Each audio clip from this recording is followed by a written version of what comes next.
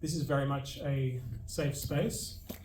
Please feel comfortable asking any question, and even if you disagree with something that I've said, that is totally fine.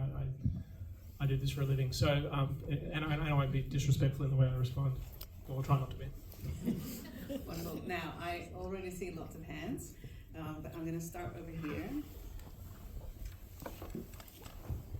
Thank you, Nick, for all you do to keep as many of us out of prison, I guess, for a start. So the question is in relation to the Royal Commission, because this has been a big subject of debate. A lot of us believe that if we do submissions, we're actually validating the Royal Commission, when in fact a lot of us see what farce it has been, unquestioning and unchallenging a lot of those statements that has, in the most part, has been just a husbara and a venting session for a lot of the Zionist movement, including anti-Semitism, with really defending the state of Israel. So I'm curious whether you think we should really do submissions in the collective, because this is what the other side does, or we should not really validate and support this farce. Started with the toughest question, okay. As with just about everything I'm going to say tonight, I don't have the answers. I mean, I think that there are probably strong answers for and against. It may be helpful to speak a little bit about the Royal Commission itself, the Commissioner, and that can help people make an informed decision. The Royal Commission will ultimately result in a series of findings being made, and findings and recommendations. And that is really going to be the most important outcome of all of this. I mean, yes, you've got all the circus that's happening now, and the media focusing on certain people's evidence and sensationalizing much of it. But the legacy of the Royal Commission won't be that.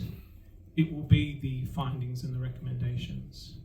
And those recommendations will include for the passing of new laws, for the implementation of new policies that will likely, well, depending on the nature of the findings, will have a significant bearing on how we are able to support Palestine and Lebanon, and how we're able to speak freely in this country.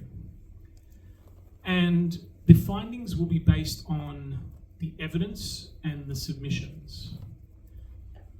And so if the evidence and the submissions are all one way, then I think it is inevitable that the findings will all be one way. If the evidence and submissions include a diversity of opinions, then at least there is a possibility that the findings won't be all one way.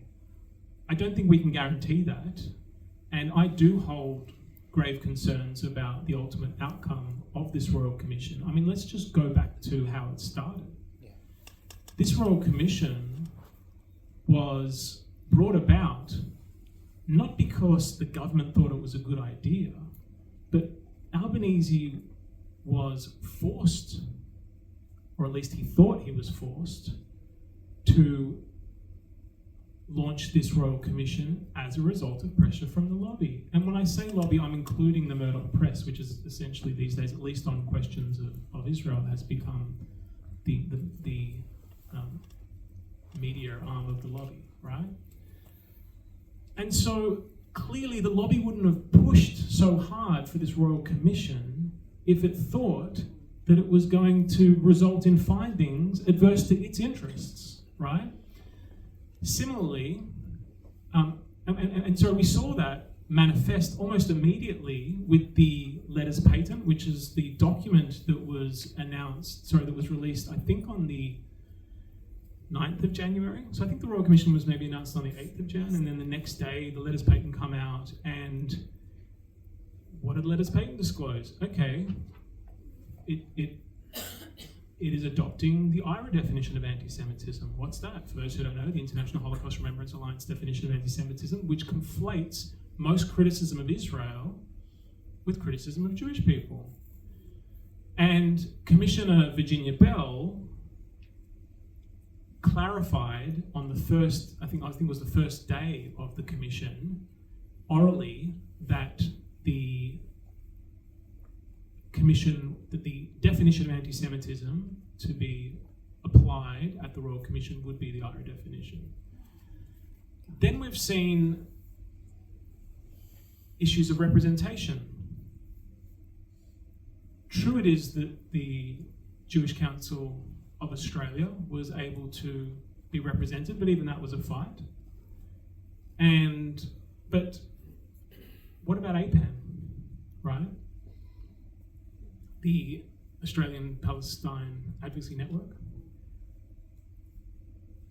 I mean, this is a Royal Commission that is hearing evidence every single day about the role in the Palestine solidarity movement in fomenting anti-Semitism and contributing to the Bondi shooting, and yet the largest, or the peak body of the Palestine solidarity movement in this country is not allowed to participate, completely shut out. Then you had more militant Jewish groups who were also shut out, Loud Jew Collective, for example. And we've seen the evidence, as you said. I mean, the evidence has largely just been, I think, I'm going to butcher the title, but I think The Shot had an article that described it perfectly. You know, this is the Royal Commission into the hurt feelings of genocide supporters, right? Psychopaths, I believe. Yeah. I left out the last word for legal reasons. So there are very good reasons to doubt that this Royal Commission will lead to any meaningful outcomes that are beneficial to us. But I do still think, probably on balance, if you have the time to do it, because a lot of the time when people ask, is it worth doing this? What they're really asking is should I do this over doing something else, right? So it's only if you have something else that is going to be more beneficial to do that you wouldn't do it. Like if it's a choice between that and nothing, I would do it. Because I think the more submissions that are made, especially if they're cogent and compelling, and look, Commissioner Bell is not a bad person, right? I think that she may not be, I think it's been clear from some of the questions she's asked that she's not actually as well versed in Zionism as she needs to be to properly understand what happened in Bondi. And that's part of the problem with the Royal Commission as well. I mean, the terms of reference, it's about understanding the nature and prevalence of anti-Semitism in Australia, not the cause. Well, why is that? Because it would take 1 minute to work out what the cause is. When you have a state that claims to be the state for Jewish people, that has on its flag the Star of David, the most recognizably identifiable symbol of Judaism, whose tanks and airplanes and bombs are being dropped in the name of the Jewish people, people might not have such a favorable view about Jewish people, right? Even though it's not the fault of Jewish people. It's not their fault that you've got this genocidal, unhinged entity that is conflating them with all of its crimes, right? And we need to oppose that conflation, but the reality is that some people will inevitably do it. Good people don't like babies being butchered, and they will form a negative view about the perpetrators of those crimes. And if the perpetrators of those crimes are Jewish people, and more so, they're doing it in the name of Jewish people and on behalf of Jewish people, then anti-Semitism is going to rise. It is an undeniable reality. Similarly, when you have organizations in this country that claim to represent the Jewish people and to be the only true representatives of the Jewish people, the Executive Council of Australian Jewry, the New South Wales Jewish Board of Deputies, and these same organisations have continued their unconditional support for Israel during the course of this genocide, then what are the uneducated people going to think about Jewish people? They're going to think, shit, what's wrong with these Jews? Why do they love genocide and apartheid and ethnic cleansing so much, right? We need to oppose that. And we need to be vigilant with that. But we have our limitations in what we can realistically do, right? It is just inevitable that people who aren't necessarily informed about that distinction are going to hold Jewish people responsible. That is the elephant in the room that the Royal Commission is failing to address. And until it does, we will never solve the problem of anti-Semitism in this country.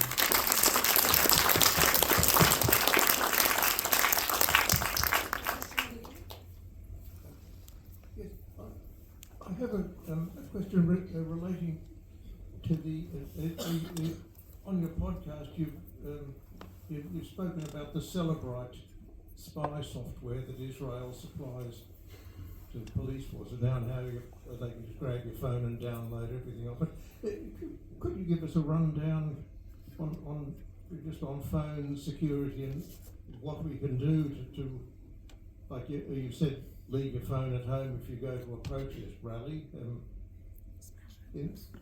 Would there be any value in taking a cheap non-smartphone? You sound like one of my drug dealer clients right now.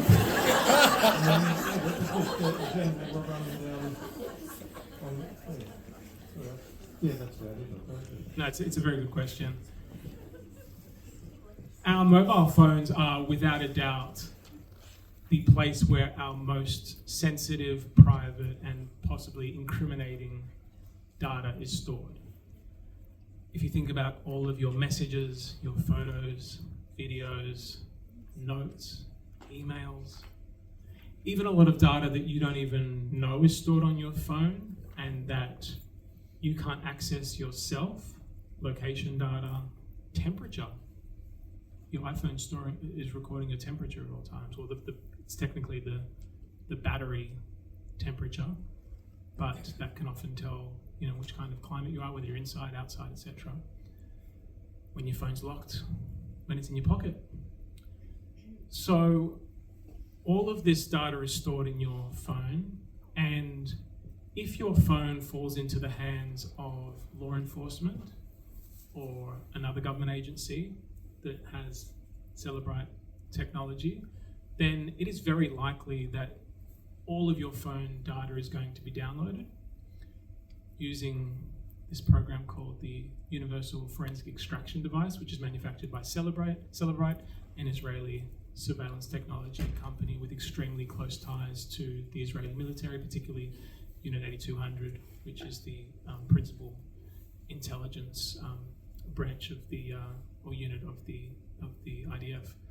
Now, it is very easy for the police to actually get or come into possession of your phone. You don't even need to be under arrest in many situations. If you go to a protest, yes, you are obviously a lot more vulnerable. So if you're concerned about that, then it may be ideal to have a burner. But it's also just, I think, really helpful. There's another few tips I'd like to give people to help sort of minimize the risk. Not only of the police getting their hands on your phone, because look, I mean, not all of us are going to want to walk around with like a Nokia 5210 all the time, right? And if you do that, then you can't use certain messaging apps, for example, which greatly minimize your risk of having your communications intercepted, right? You need a smartphone for that. So in the world where you're going to continue to have a smartphone, what are some things we can do to minimize the risk of the police finding incriminating evidence it can use against us in the future? Well, it's probably not a bad idea to have an audit at some stage, right? Like, I'm sure all of us have things in our phone that we perhaps shouldn't. And can I give you an example? And this is perhaps more for the Lebanese and Palestinian people who are here this afternoon. There is a federal criminal offence, so it applies across Australia, of possessing, sharing, or accessing what's called violent extremist material. Sounds really scary, but what is it actually? Well, it largely applies in practice how it's been applied. It's a new offence, but how we've seen it work in practice is applying to videos put out by resistance organisations showing their military operations against the invading Israeli army, whether that's in Gaza or whether that's in southern Lebanon. And to give you a very, very disturbing example, there is a man at the moment in Sydney who is still in custody. He's been in custody for almost a year. He's originally from a southern Lebanese village called Yarun, which is right on the border with occupied Palestine. And perhaps I'm going to go off on a little bit of a tangent just to give an important historical piece of information. When on the 8th of October 2023, Hezbollah and southern Lebanon was probably in its heyday in the sense that it had rebuilt entirely or almost entirely since the 2006 war. Hezbollah was undoubtedly the most powerful political organisation in the country and definitely the most powerful military organisation in the country. And look, there were still lots of problems, but people in the south were living a decent life. Israel starts its genocide, and Hezbollah is faced with a very difficult decision that it needs to make. Is it going to sit back and watch its brothers and sisters be slaughtered in Gaza, or is it going to try to put some pressure on the Israelis to end their onslaught? And Hezbollah did the latter. And so they commenced attacking military positions on the border, and Israel responded as it does with completely disproportionate force. And Yarun was one of the first villages to be attacked because it's literally right on the border. And within about a year, most of Yarun was already destroyed. And we then had the so-called ceasefire from November 2024 through to March of this year. And since March of this year, we have seen an acceleration of the destruction of the towns and villages in southern Lebanon. It's Lebanon's Nakba. Like it's very difficult to describe the extent of the destruction and Gazification of the towns, villages, and cities across southern Lebanon now. And Yarun is now completely gone. I mean, like if you see an aerial shot of it, it's just one big smudge. And the Israeli army, as it always does, loves to boast about its crimes. So since the 8th of October 2023, it's been releasing videos of bombing houses, schools, medical centres, you name it, in Yarun. And it posts these on social media. Well, this guy in Sydney, who's originally from Yarun, he had some of those videos on his phone, as well as, I think, 4 videos of Hezbollah military operations in response to the Israeli army. So from Yarun, attacking for example, attacking an Israeli tank that was occupying Yarun, right, whilst carrying out this genocidal onslaught in southern Lebanon. Well, he has committed the crime of possessing violent extremist material. And he's spent almost a year so far in jail, and he's about to be sentenced for even longer. Right? So I just give that example. Sorry, that was a bit of a tangent, but it's important to understand because some of us have these sorts of videos, and it doesn't mean that we're terrorists. And to be very clear, even though I'm not at all advising anybody to ever break the law, I am allowed to criticize the law. And it is an absolute disgrace that people are not allowed to possess, to watch, not even sharing, to watch videos of people from their own ancestral homelands defending that homeland from the most brutal military aggression that we have seen in decades. So that's a long way of saying do an audit of your phone. Another way is to use encrypted messaging applications. I still have some people messaging me, just using normal SMS. If you message using SMS, just assume that even if it's not the police that have your text messages, at the very least ASIO, Unit 8200, and the NSA have it, right? Now you might say, well, I'm not doing anything wrong. Well, that's fine, but maybe the other person doesn't want their communications intercepted, right? And you just never know how it's going to be useful. So I strongly recommend people using apps with end-to-end encryption. The best mainstream one is Signal. It's really important that if you're speaking about anything sensitive, I'm not suggesting that anyone here would ever, but if you are, then use the auto-delete function, okay? Because it's much more difficult for the police to recover messages that have been deleted using the timer function on your phone. Sorry, auto-delete. Could you just how?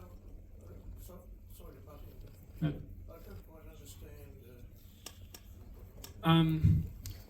I'll speak to you after. I'll perhaps just send you. Yeah, you need to have signal on your phone anyway. If you don't have it yet, it'll be a bit difficult to explain. If the police come into your home and take your phone and your signal app is on your phone, they can just press the button and have a look inside whatever you've got within your signal. So ideally, I'm not sure if it's possible, ideally when you press the signal, you should have a PIN number to access it. No, not quite. I'll explain why. If the police want to seize your device, they will likely have, well, if they're executing a warrant, they will likely already have an order that allows them to compel you to provide any and all passcodes that you have, including a passcode that you have on a particular app. So just protecting the Signal app with a passcode is not going to prevent the police from getting access. What will prevent the police from getting access, though, is if the messages have already deleted, right? Because you can use the PIN and open up the app, but if all the messages have already deleted because of the timer, then there's nothing to recover. So that's why it's crucial to use the timer. Sorry, can I just add something to that? I've heard that you get notifications on your phone that also enables Apple to access those communications. Correct. So you need to disable notifications if you don't want Apple to be able to access that. Yep, great point. I agree totally. It's called biome data. So Apple store your iPhone stores all this kind of data. For example, every Siri instructions that you've given, you can't go back. There's no log of Siri instructions that you can find on your phone, but your phone is storing it, right? And so if they Cellebrite your phone, they'll get all of that, and they'll get the notifications, which will include Signal notifications. So yes, very, very good point. Thank you.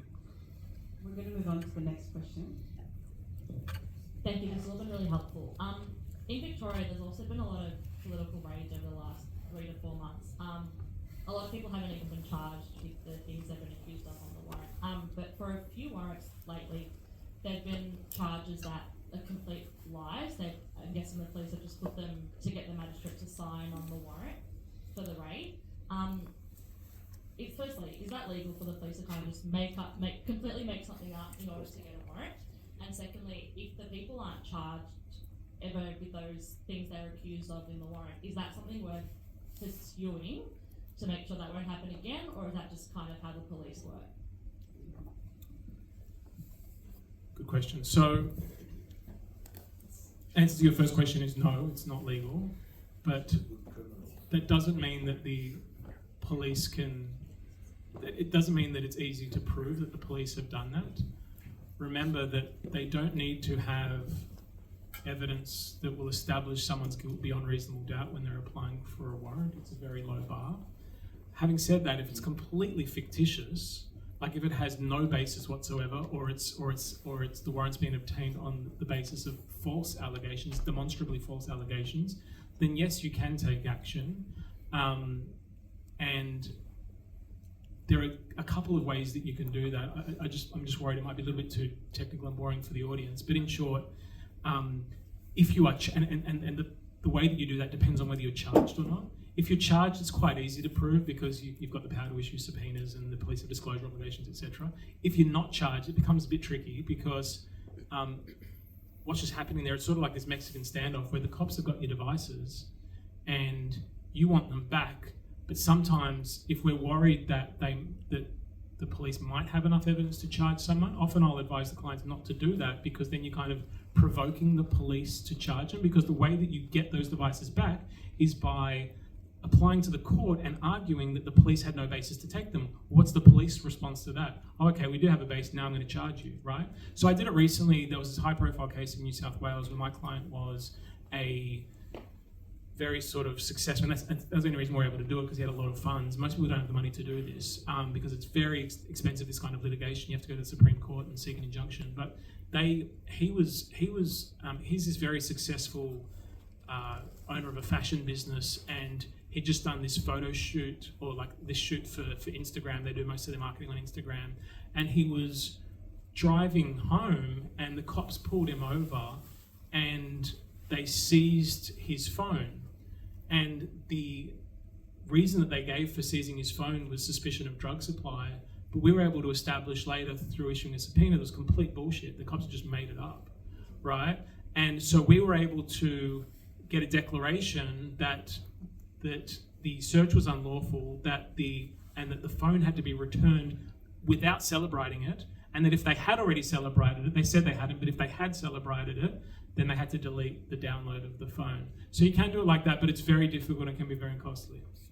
Which is why we need groups like the CLDC, so hashtag fund us. Yes, oh sorry, I'm not controlling the question, I'll shut up, sorry, I'm so sorry. Nick, fantastic, lovely work, Hi, and thanks for coming down. In today's financial review, there was a heading of an article, top universities get blueprint to, it was in regard to anti-Semitism, and in that, sorry, just got to get it up because I just wanted to, what we've got this situation with the universities where the envoy and co have rattled all of the VCs, and we've got this situation where we're going to, in the next couple of years, they're really clamping down on critical thought in universities, and they're putting the onus on the universities to self-censor. What are your thoughts on how we combat that? So, the envoy that you've referred to, for the benefit of those, I'm sure everyone knows who you are talking about, but just in case, it's Gillian Siegel, who is the so-called Special Envoy to combat anti-Semitism, and who is also a senior figure within the pro-Israel lobby. And she and the lobby have long had as one of their key objectives the implementation of structural reforms to our education sector that will enable academics and students who speak out against Israel to be disciplined, so as to deter people from speaking out. And for those who haven't seen, for those who don't know, I've got a YouTube channel, The What and the Why. The very second episode I did, which was the second most viewed episode I did, was specifically about Gillian Siegel and her plan to combat anti-Semitism, which came out in July of last year. And education was one of the key features of that. And I showed some clips from years earlier where she had been setting out this plan for them to introduce these disciplinary procedures in the university. So it's what I referred to in the video as the carrot and stick approach. So the carrot was inviting academics and influencers that would be popular with students to go on these all expenses paid trips to occupied Palestine, where they come back with a more favourable view about Israel. And then the stick is the implementation of these disciplinary codes that allow the university to sanction academics and students for anti-Semitic conduct, which according to them, of course, means criticism of Israel. And they had they had almost no success prior to the genocide, but with the free speech crackdown, which started post-October 2023, they did have some success, but even then a lot of universities pushed back. But following Bondi, we're just in uncharted territory, and being the nerd that I am, immediately following the Bondi attack, I watched every interview that Gillian Siegel gave, and every single time, that's because I think that she's clearly one of the thought leaders of the Zionist movement, and it's very educational to listen to her speak. Must be torturous. Unfortunately, I'm used to it now. But in every interview, the first question was always, "What can we do as a country to make sure this never happens again?" And her answer was always the same: education, education, education. Right? And then it's no coincidence that a week later, the federal government announced the establishment of the Anti-Semitism Education Task Force, right? Whose mission is to ensure that our universities, high schools, primary schools, and colleges are not engaging in any anti-Semitic conduct. And who have they got to head the Anti-Semitic Education Task Force? David Gonski. David Gonski, former Vice-Chancellor of UNSW, but more importantly, someone with very close ties to the pro-Israel lobby, including the Australia-Israel Chamber of Commerce, which is one of the single most powerful lobby groups in this country, which is deeply embedded with the Israeli arms industry, and one of its principal sponsors is Elbit Systems, Israel's largest weapons manufacturer. And David Gonski is also a board member of Combat Antisemitism Movement, or CAM. For those who don't know what CAM is, it is this international mega pro-Israel lobby group, one of the most powerful in the world, that puts on these conferences for mayors and local government all around the world. They had one in the Gold Coast last September, and they're having another one in Sydney this November or December. And at the September conference last year at the Gold Coast, each guest was given a pamphlet which informed you about anti-Semitic slogans and symbols. And the anti-Semitic symbols included the watermelon, the kufiyeh, and slogans included from the river to the sea. So this is the organization of which David Gonski is a board member, and he is now responsible for dictating what our kids can and can't learn when it comes to Palestine and Israel. Can I just specifically, there's the issue of anti-Arab racism and the silencing, and within a context of lateral violence within ethnic communities within Australia, are there laws that we can push and work from when a university vice-chancellor chooses one community over another? Like what area of law would we be looking at? Discrimination law, it's not my area of expertise at all. Rita Jabri in Queensland recently did an article about how the Royal Commission, she believes the Royal Commission might have engaged in anti-Palestinian racism by excluding APAN. So I'd encourage you to have a look at that. And look, I think there may well be laws that we can use, but I personally am not a huge fan of many of these. For example, Section 18C of the Racial Discrimination Act. I'm not sure if people are familiar with that section, but effectively they're the sort of the racial vilification law, the main racial vilification law that we have in Australia at a federal level, and it allows people to commence civil proceedings. They're sort of, they're civil penalty proceedings against people for engaging in racial vilification. It is the same provision that's being used, it's being used against Mary Kostakidis, against Nick Reimer, against John Keane. These are all, John Keane and Nick Reimer, of course, academics at University of Sydney. And it's been, I can tell you, I can't disclose the cases yet, but because they're still in the confidential stage, which these cases start at the Australian Human Rights Commission. But I'm aware of several cases where the Israel lobby are taking Palestinians or Palestine defenders to court for saying the most innocuous things about Palestine. And so, going back to your question, we could potentially rely on Section 18C to bring claims alleging anti-Arab racism, but I personally have a problem with that section altogether, and I don't want to legitimize it by bringing those claims.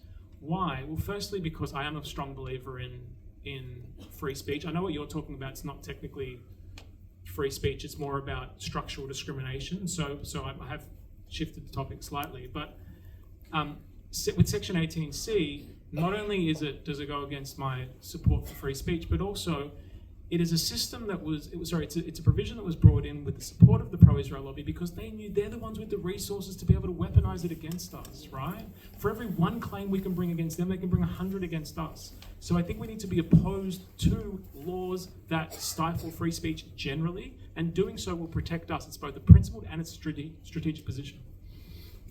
Thank Nick, thanks for the work you do. I discovered you like 6 months ago, and I just want, thanks for the video you did on the Bondi shooting. I thought that was really brave, and I thought it was pretty crucial to the conversation. Not many people were saying what you said, so it's on YouTube. You guys should check it out. It's pretty awesome. So thank you for that.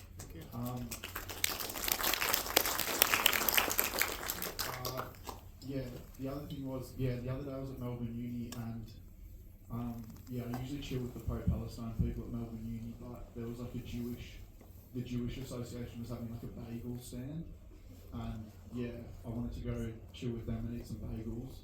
I hope they were free. Yeah, they were, and they were delicious. And I was just hoping that they wouldn't have a problem with me, because I'm really involved with the pro-Palestine anti-genocide movement. Anyway, I had like 3 bagels, and they were awesome, and no one was getting angry at me or anything. And I was having some really amazing conversations. I also had the privilege of having some conversations with I have Jewish background as well, so not religiously Jewish. But these people were really smart. Like, they were studying at Melbourne Uni. They didn't like Netanyahu, but they didn't seem to understand what you said before about like how Netanyahu is leveraging all Jewish people to do what he's doing, and that actually creates anti-Semitism. And Israel actually benefits from anti-Semitism, in my opinion. So my question is, how you summed it up really beautifully before, but how can I or people get that message across? Because it should be really obvious. It shouldn't be like some, So hope you got that. No, I did. Thank you. It's a really, really, really important question. I think that it's crucial that we be candid when we reflect on the ways in which we involve ourselves in activism in support of Palestine, and that we're constantly self-critiquing. That's the only way we can improve. A lot of us, and I've been guilty of this many times, we can just fall into a rhythm when it comes to our activism and not really critically reflect or question what we're doing, how we're going about it. And a really obvious example is the protest, and I'm not at all criticizing the protest. I think they have an important role to play. But for a lot of people, it's sort of the sum total of their activism. And whilst they may have, again, served a purpose at one point, I don't know if like weekly, or I think you have maybe monthly protests necessarily are achieving the goal that they set out to achieve, and whether they are the most valuable use of our time. And this is not me shitting on them. I'm just saying I think we need to have that conversation, right? And we need to think about other forms of activism like direct action and others. But one thing that I think is really important is, not getting lost in the echo chamber. I think it's natural. Humans tend to bond with other humans who think alike, right? That's just basic human psychology. But whilst that might give ourselves validation and be therapeutic and give us, emotional sustenance, it's not necessarily the best thing we can do for Palestine if they're the only people we're engaging with, right? And we need to be able to have difficult conversations with people from different points of view. And that's why at the start I was very genuine when I said, if anybody disagrees, please feel free to speak, because these are the conversations we need to have. You won't shift anybody if you're not speaking to them, right? And as a Jewish person, you have a particular opportunity, and some might say a particular responsibility, to engage with fellow Jewish people and raise awareness, right? And again, I'm not advocating for you to do this. I just think it's something that you should reflect on, and that we all should reflect on how we do this. For me, for example, I'm someone who was born and raised here. I can, as Nasser Mashni says, I can speak white very well, and so I have a certain privilege, and I think it's incumbent upon people with that kind of privilege to use it to try to reach people who aren't necessarily following the same Instagram or YouTube channels that I am, right? And so I think that the fact that you're speaking with these people is a really good start. And I think that I'd really encourage you to consider doing a lot more of it, and plus you get to enjoy those bagels while you're at it. All right, this is the next question, and then I'm going to do a couple from my phone. Sure. Hi, Nick. I do have a question, but I just want to add on to that what you were just saying before. The pro-Israel lobby is incredibly powerful, but what we have on our side at the moment is for all I see between the faces in here, so I know a bunch of us are organisers and are kind of plugged into the movement here. We have public sentiment on our side. So the latest Pew Research poll, which is ironically an American company that is the only company polling Australian public opinion on Israel regularly, 79% of Australians have a negative view of Israel. That means a Greens voter, a Labor voter, a coalition voter, and a One Nation voter all have a negative view of Israel. We can talk to people, and we should be talking to people about Israel. We shouldn't stop talking about Palestine, even though the laws are making it hard for us to do so, but we need to be smart about it. The question I have, which is something we've discussed before, but I think it's worth revisiting after you said before that we need to come up with a political pressure on to kind of shift laws. It's hard to repeal laws once they've been passed. So I wonder then if it's a matter of us putting weight as a movement and noise behind legislation that might counter the current legislation, which is maybe a Human Rights Act at a Commonwealth level. What's your take on that, and whether us as a movement should be proactive in trying to push for that? I'll start with an admission, which is it's not an area of law that I have a great deal of knowledge about, but I think from a political perspective, I just don't think that it's a feasible plan at this stage in terms of where we're at. I mean, as I said at the start, we are living in the most aggressive assault on civil liberties in our lifetimes. And so the politicians, the legislators, who are the ones who are going to introduce the legislation, they're all the way over here, and you want to bring them there. I'm just not sure that that's realistic, and therefore if it's a wise use of our time. But that's just initial thoughts. I don't have a strong view about it. It looks like you've got a response to that. Yeah, no, sure. It's fun though.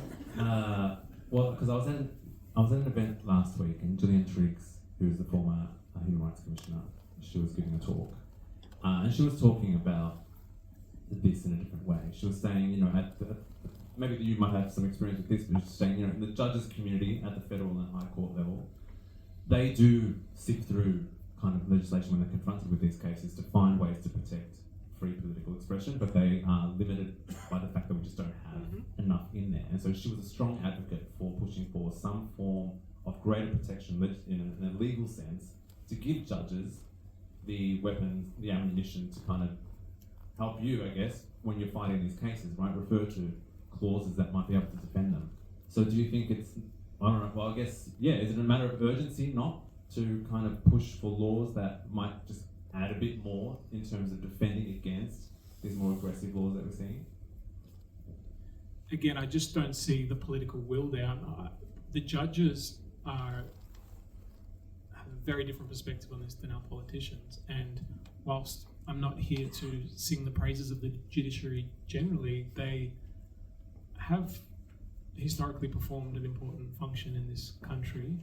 And of course, not without criticisms. It is a conservative branch, but it is, at the moment, they're performing a vital role, because unlike our politicians, they are much, much less susceptible to pressure from the lobby. And so, whilst the judges might be in favour of a Bill of Rights or adding some freedoms, overt, explicit freedoms to our federal constitution, the politicians aren't, right? I just cannot see it happening in the foreseeable future unless we are able to put pressure on these politicians through organisation, through building institution, through movements like, the Muslim vote. We need to have equivalent movements in other communities. It's only through putting pressure, start with marginal seats, but it can expand from there, that the politicians will do anything we want them to, whether that's a federal, whether that's a Bill of Rights or whether that's not passing these draconian laws or whatever else it may be. All right, this is from someone in here. I'm trying to understand how Australia's newer laws around hate symbols and extremist material apply in practice. At a protest some time ago related to the attacks in Lebanon, a group held up a plain yellow flag with no markings. It was clearly meant as a symbolic or creative stand-in for something else.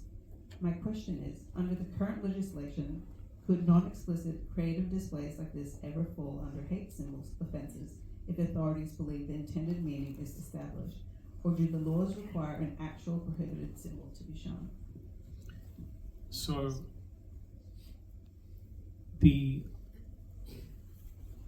there are federal and state laws that prohibit the public display of prohibited symbols. Perhaps focusing on the federal law, because that applies to everyone here this evening. It is a very serious criminal offence to publicly display the symbol of a prescribed terrorist organisation. The list of those organisations, I think there's 31 of them now, is found on the National Security website. And they include Hezbollah. I mentioned earlier the woman, Sarah Mahana, who's facing criminal prosecution for having waved a Hezbollah flag at a protest. Turning to your question about just having a plain yellow flag, or we've seen other variations, the Wallabies flag. We've seen one in Sydney, which was a yellow flag with, Jim's Gardening, that they had Jim's Resistance on it. Now, the law says that not only is it a crime to display the symbol of the prescribed terrorist organisation, but any symbol that might be, I'm paraphrasing, reasonably perceived to, or be so similar to the symbol that it would be reasonably perceived to be that symbol. So if you've got the Hezbollah flag, but you just get rid of, maybe a couple of letters from it, or you give it some adjustment, but it's still pretty obvious that it's the Hezbollah flag, then there is a strong argument that you're still committing the offence. If it's just the yellow flag, I think that would really be up for debate. I think that, if I were them, I would definitely defend that. But I'm not aware of anyone having been charged with that. And can I just say one thing? I think this is really important. I hope that that as a result of my talk today, that everyone, that I've contributed to the chilling effect. That's the last thing I want to do. I think it's important. I did, yeah. You definitely put us down. Or put them down. Okay. All right. Well, let me try to undo some of that now. So, I do think it's important that people make informed decisions about how they are going to be involved. If you're not aware of the potential consequences of these laws, then it might be you that is facing a mandatory minimum jail sentence. So I feel like I have a responsibility as a lawyer to make people understand the potential risks. And also I think it's important because it raises awareness about the general state of political repression. So I don't regret doing it for those reasons. However, it is crucial to understand that I am not here telling people what to do and what not to do. You're all adults. You're all capable of making decisions according to your own personal risk profile. Some people have a lot more to lose than others. For example, someone who isn't an Australian citizen and is here on a student visa is extremely vulnerable and might want to be very careful about the types of actions that they engage in. But someone who is retired, doesn't need to go for any more job interviews, isn't planning on visiting Miami anytime soon, they might have very little exposure, right? And it's for that reason that we saw in the UK, when Palestine Action was prescribed as a terrorist organisation, who were the people, who was the demographic that was on the front line, the vanguard? It was our elderly, right? And we saw thousands of them being arrested for attending protests with signs saying, I oppose genocide, I support Palestine Action. And how can we not salute their bravery? And so I'm not at all encouraging people to stop speaking up for Palestine, but knowing the laws can also help you do it in an effective way, right? Because there are many ways that we can very easily get around the scope of these laws, and ultimately it's a decision for you. And I genuinely believe, whilst I can never encourage anyone to commit an offence, I genuinely believe that the more people who show courage at this time and who push back against these laws, the less likely it is that people are going to be charged, and the less likely it is that people are going to be convicted. And the more likely it's going to be that the High Court or Supreme Courts overturn these laws on constitutional challenges, okay? So it's crucial that we show bravery at this time, but again, everyone will need to make that decision based on their own personal circumstances. Yep. Thanks. Hi Nick, I'd also just like to say thank you to you for all your great work. As you might hear, I'm Irish. I've lived here for 20 years, and I've seen the democracy that I arrived in this country with diminish in the last 20 years, like probably everyone here. I guess my question is more of a kind of a big picture question. Obviously, being Irish, we had a situation in Northern Ireland that in a way was sectarian, and it was over land, and it was a historically very long and difficult problem. And it was eventually sort of resolved by the input of, ironically, American and British politicians. Now, obviously, we don't live in a world where that world exists anymore. I guess my question is, where do you, is this battle now an individual battle that we all have to take on? Or do you see any adults in the global room, given the toothlessness of the big political bodies that have failed to do anything about this globally? Where is it? Are we in the trenches now as individuals, or do you see some hope out there for the rest of us?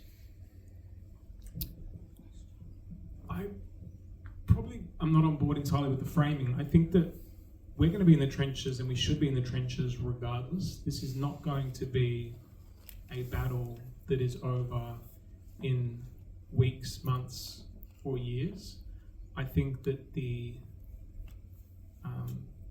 and I'm going to butcher it here, but I think it was George Habash, the co-founder of the Palestine Front for the Liberation of Palestine, who said that the struggle to free Palestine is a lifelong one. Those who are short for breath should step aside. And I think that it's probably more poignant than ever. We are in a time of immense darkness. Never before have we seen Zionist brutality to such an extent, and so blatant, right? Just unashamed. Everybody sees it, and yet it continues. And so, because it's not a struggle that's going to end anytime soon, and because it's a struggle that I think that we all have a moral obligation to contribute to, especially living in this country, a country which it has supported diplomatically, financially, and we now know militarily, to this genocidal onslaught, that we as taxpayers, for that reason alone, have an ethical duty to contribute to this struggle, and that involves us getting in the trenches. And if you're not in the trenches, if you're not making any sacrifice when contributing to this struggle, then you're probably not contributing anything, right? Like, that's just the reality. And if that's what you want to do, that's fine, but let's just be clear about it. This will involve risk. And we are, again, because now the front line is not only in West Asia, but is also in this country, in this age of unprecedented repression, we are at risk. There's no doubt about that. And some of us have already, and many more will continue to pay a price. And that's, again, that's just a decision that as adults we'll have to make as to what risk we're willing to expose ourselves to. But from my perspective, if you're not getting in the trenches, then you're probably not making a difference, and so that's fine, but just call yourself what you are, and you're a spectator, right? In terms of the larger question, and in terms of sort of what's happening overseas, again, I just think, regardless of what happens in West Asia, we've got our role to play here, and there is so much that we can do here. I mean, we are so privileged. It's incredible, like the risks that people take overseas, just going to a protest when they risk being bashed. I mean, that can happen now in New South Wales, but it's still nothing compared to what happens in some of these countries. A lot of people say, oh, why don't, in this country, why don't they get up and do that? Well, I agree. I'm not, like, for example, Jordan and Egypt, and I understand a lot of the criticisms of the people of Jordan and Egypt for not having risen up, but at the same time, you go to a rally in one of those countries and you might not come home, right? And so we have an incredible amount of privilege, and with that privilege comes an incredible amount of responsibility. And I think it's just crucial that we discharge that responsibility by getting in the trenches, to use your expression. Turning to West Asia, I think that, as I think it was Antonio Gramsci said, we need to have a pessimism of the mind, but an optimism of the heart, right? And even if intellectually it's difficult for us to see a light at the end of the tunnel, we need to keep hope, because otherwise we'll stop, right? That's just natural. But I do actually think there are reasons to have hope. I mean, I think that just at a very high level,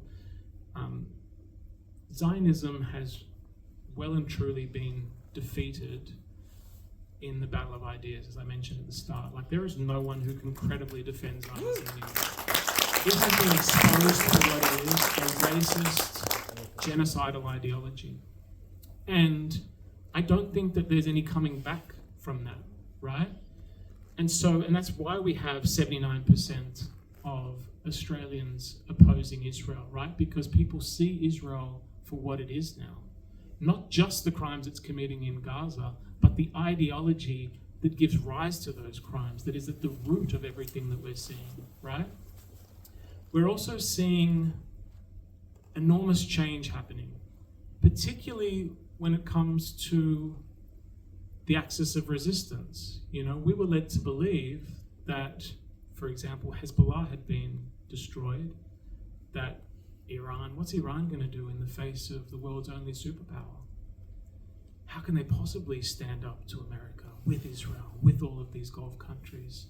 And look what Iran's been able to achieve. I mean, a country that was besieged for 20 years has suffered all sorts of sanctions,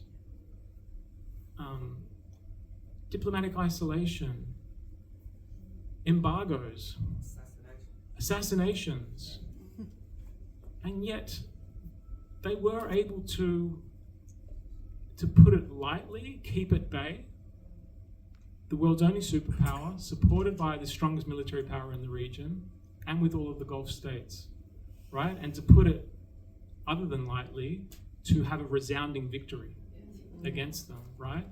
And so I think that Iran has shown what can be achieved when people focus on, and when a country is committed to resistance, and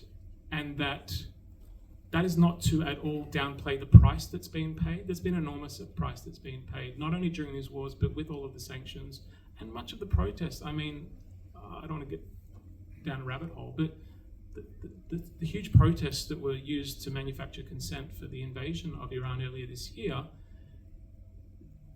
it's indisputable that those protests were started by the merchant class who were upset, understandably, about the economic situation. What's the cause of the economic woes in Iran? The sanctions, largely, right? And so despite all of that, Iran has been able to achieve really what I think nobody ever expected to be able to do. And I know I'm sounding like an Iranian fanboy at the moment, and I'm not like ideology. I mean, I obviously it's, it has nothing to do with that really, and it's not my place to talk about the form of governance that they have in a different country. But you've asked me about hope for the future. And I think that if we're to have hope in West Asia, which I think was what your question was directed at, it has to involve a West Asia without Zionism. And the only way that that's realistically going to be achieved is if the countries of that region, which realistically is going to be spearheaded by Iran, pursue the path of resistance.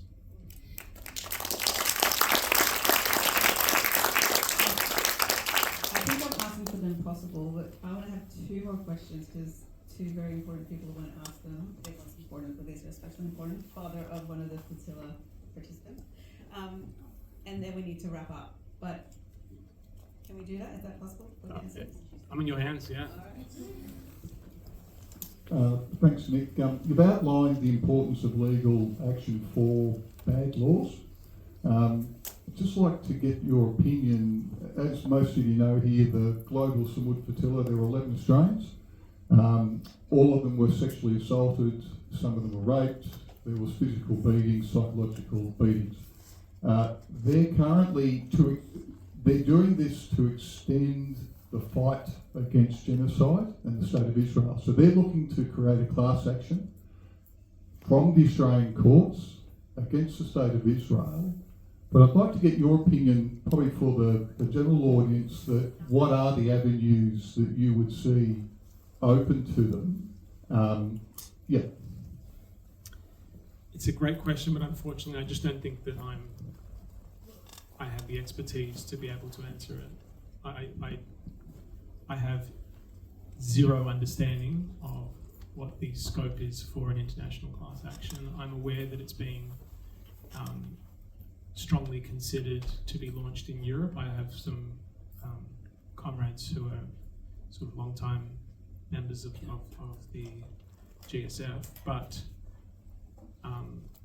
as to the prospects of success and what we can do in this country, I'm sorry, I just don't know. But it's I'm a big fan of these sorts of this type of strategic offensive litigation, and so if there is a way of pursuing it here, then I would wholeheartedly support it. I'm sorry, that's not very useful to you.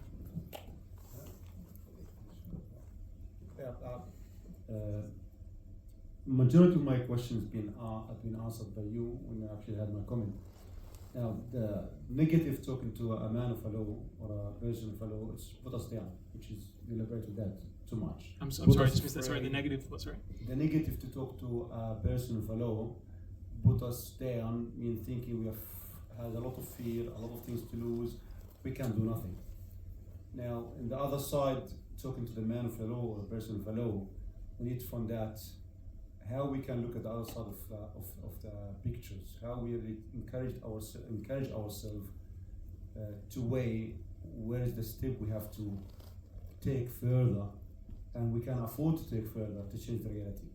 Now, to have a lobbying around us, to have the law changed, to practice our humanity, you need to be a price. And how we can encourage ourselves to pay that price. Listening to Nick and make us too afraid to use our phones. Yeah, so I agree that it is imperative that we find ways to muster the courage to push back against this state repression. And that is something that's done collectively.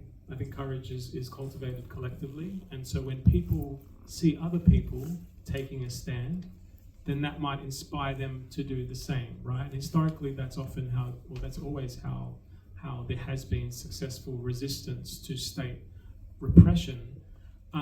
In terms of what you said about people being too scared to use their phone after listening to Nick Hanna, if that's your takeaway message from today's talk, then I apologize. It certainly wasn't my intention. Rather, what I'm trying to do is encourage you to be careful. For example, using the example of the phone that you just mentioned, if you use the auto-delete function on Signal, that actually encourages people to use their phone to communicate for the purposes of activism, for the purposes of resistance, but doing so in a way that minimizes your risk of prosecution. So I don't see why me encouraging people to use encrypted applications on their phone should be seen as some sort of attempt, or even if it's not my intention, that the effect of that might be to hinder people or to deter people or dissuade them from engaging in activism. To the contrary, I want to encourage people to do that. I want people to be comfortable speaking, and the way to do that is if we use encrypted applications with the auto-delete function. Knowing that if you're using SMS, you often, I have clients who go, oh, you can't talk on these, you can't use these, you can't use these. So with or without me speaking, there are going to be lots of people in this room who are very reluctant to speak openly on their phones because they're worried about them being intercepted. What I'm trying to do is give you some information that might help you feel more comfortable to do it, so long as you do it in a particular way. So again, I apologize if that's what you've taken from my talk. That wasn't my intention. Just to clarify, when I sent them in the phone, the whole conversation, talk to a man of a law, they give you the negative. If you do this, you're gonna be charged with that. If you do this, you're charged with that. That's make us in general negative. The phone was an example, nothing else. What we ask from somebody talk about the law, balance between there's a fear of doing actions and a duty, you have to do the actions, you have to balance what you have to do to change the reality you hate and you don't like. And as long as you sit and hate the reality, you're never gonna change it until you actually stand up and do something about it, and you're willing to lose some kind of comfort because you already stand up to do it. So you need to balance between both and to be vigilant how you do it and how you do it. I'm just asking, how is a lawyer like Nick Hanna can give us that balance in his speech about be smart in the same time, don't sit relaxed, don't get too afraid, don't let the fear take you, because that's what they said, education, yet they're 100% right. At the same time, we do need education. We need to win every single minute. Ourselves our bravery, plus we need to win somebody else's to give them bravery, willing to sacrifice something for the tomorrow, for my child, for my grandchild. That's what that's the question basically. Thank you. No, I agree with what you say. I think that people need to find a balance. Again, the balance will differ from person to person because people have different risk profiles, right? If you're a single mother with 5 kids and you're worried, that if you post something on social media, you're going to lose your job and then you're not going to be able to support your family, and that puts you in a very different boat to someone who, again, has no dependence and maybe is self-employed, right? And again, the question of citizenship versus being a temporary visa holder. These are all factors that people need to consider when deciding what risks they can take.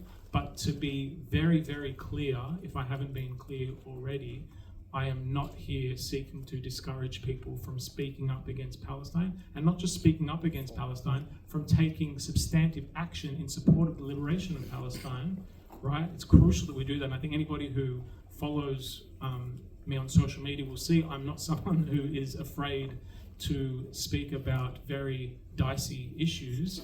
But part of that is because I recognize that I'm extremely privileged. I'm a very difficult person to cancel. I was born and raised here. I'm a criminal lawyer, so I can navigate the law a lot better. I'm self-employed, and I don't have dependents, right? But not everybody's in my... You have the courage. It's the most important one. Well, sure, but I can understand why not everybody has the same level. But we do, again, courage is something we cultivate collectively. So that is why I do try in my everyday activism to make people feel more comfortable. We can have these conversations. I mean, for those who don't know, I made a documentary 2 years ago called The Last Sky, and it is, I think, the only, or at least at the time, was the only English language film to talk about the resistance in a way that wasn't demonizing the resistance, right? And I did that again because I could have that, I could say that with all of my privilege, but it was about making people feel more comfortable about being able to speak about October 7 in a way that wasn't just instantly condemning it without any discussion of why the Palestinians from Gaza actually engaged in that operation, right? And why there is such a strong support that you'll find for armed resistance in the Palestinian and in the Lebanese communities, and trying to just open up a conversation. We need to have that conversation. So I definitely agree with what you're saying. People need to find that strength, and we can look for inspiration in different places. You know, there are people who I look to for inspiration who are in West Asia, but also in the West as well. I think the people of Palestine Action are extremely brave. And just yesterday we saw 4 of them who were sentenced for the crime, but is really what is the complement of destroying weapons at an Elbit Systems factory in Filton that was destined for Gaza. And for that crime, 4 of them were sentenced now, sentences ranging between, I think, 5.5 years to 8.5 years, right? But their actions inspired a generation, and their bravery inspired a generation. And notwithstanding the risk of jail, because that's what the government wants to do. It wants these people being sentenced on the basis that they're terrorists or terrorist-linked offenders, right? So they cop these heavy sentences so as to deter other people from doing the same. But they won't be able to do it because we have a generation of people, especially the youth, who have witnessed a genocide live streamed on their phone for the last 3 years, and there is no way they are ever going to stop, and they don't care what the friggin' risk is. They will not stop until it ends. And that's what we need to do to encourage people to do. Thank you very much. Thank you. Amazing. Thank you, Nick. I think you will all agree that we could stay here all night listening to this one-man panel.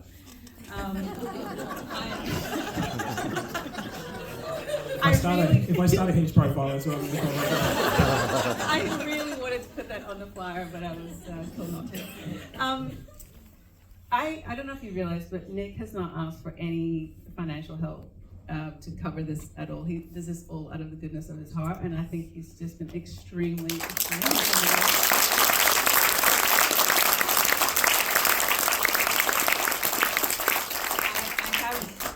bought you a little gift though, just as a little token. Thank you so much. Thank you. You can open that up, you won't be embarrassed. And while you do that, I will pick a winner for the raffle. And there we go. Also, if you didn't receive when you walked in, there's a little flyer for an art exhibition coming up that's being organized, and that's showcasing artists from Gaza, their artwork, as well as a few anti-Zionist Jews, local Jews here in Australia. So please spread the word for that exhibition. And the winner is Blue something 007, I think. Phone number 0483-816-971. I can see. Yes? It is. Wonderful. It is. I can see. You can see. We got it now. All right. Nick will be in the foyer for a little while because I know there's so many questions. Just, I know there's lots of unanswered questions, but they've gone for dinner, so don't take over his time too much. Thank you, everyone. Thank you, everyone.